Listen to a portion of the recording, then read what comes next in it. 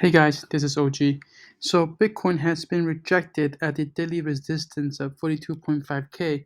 We see the first attempt here, second attempt here, and we got rejected. And we actually broke this neckline, right? So we could have seen this as a potential double top pattern, right? And the neckline was broken here. And so we've been in a slight dump ever since then. Now, what can we expect next? So first things first, right? The first level of support that we do see on the charts is the 200 MAs, currently sitting at around 39,000. And so this is where I have an alert set. If price comes down to this level and we do see a bounce along with volume come in, then this could be a place for a potential long.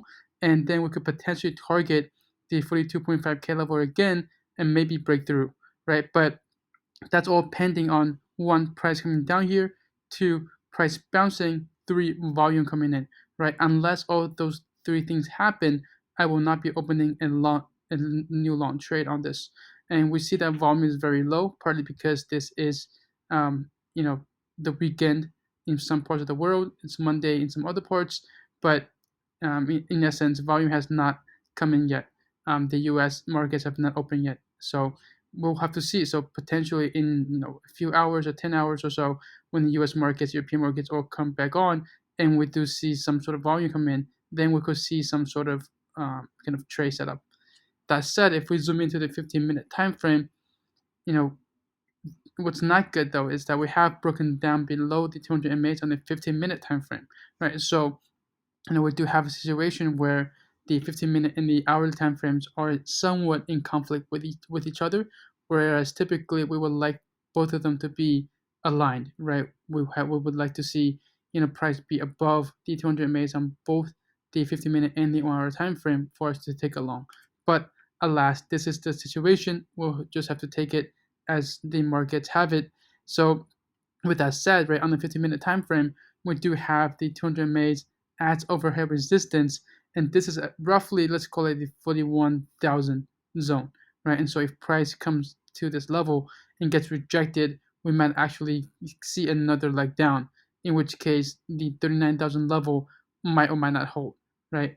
With that said, if we do get a bounce and we do get past this zone, right, then very likely we're going to break the 42.5K level this time around. So again, to do a quick recap, so two levels, right, immediate levels we want to pay attention to. One is the 41,000 level to the upside, and then the 39,000 level to the downside, both of which could potentially give us trade signals or could be some sort of support or resistance in the way of our trade, right? So in either case, we want to pay attention to these levels and see how price reacts when we do get there.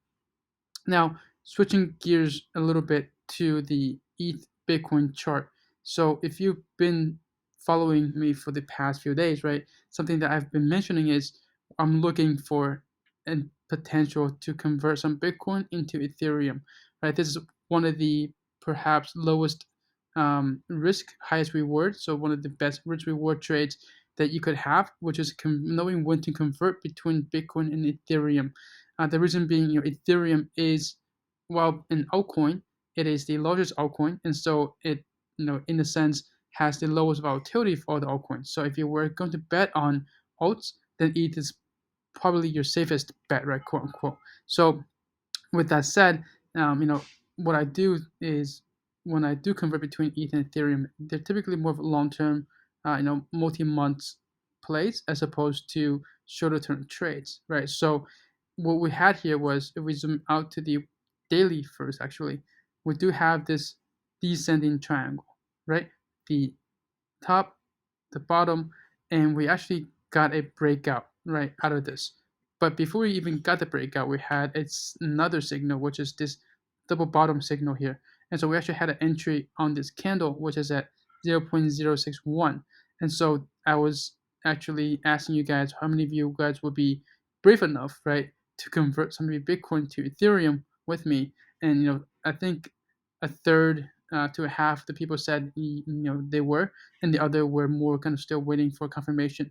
But for those who did, right, you're probably up around 5 or 6% in Bitcoin terms, right? So while Bitcoin has gone down, if you would have converted your Bitcoin to Ethereum, your Bitcoin stack would have actually gone up. So now the question is, can we stay above here, right? And I think once the US and European markets come online, we'll get a better idea whether or not this breakout can be sustainable with the volume coming in, or whether we actually see a, roll over and we come back down within this triangle. And so what I'm looking for is either now another breakout, right? So let's say here, or if we come back down to close below this triangle, resistance, right, then perhaps this would have been a fake breakout, right? And so then, probably a good idea to close that long, right?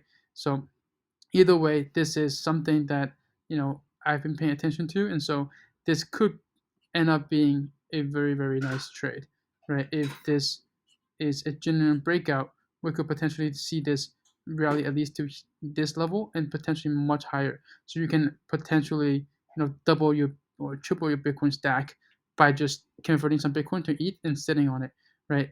Something simple, something, pretty potentially low risk or relatively low risk compared to betting on some random altcoins, right? Random share coins. So that's it for today's video. Hopefully you guys enjoyed this one. If you did, please give this video, like it, share it, and follow. Thank you guys, and see you in the next one.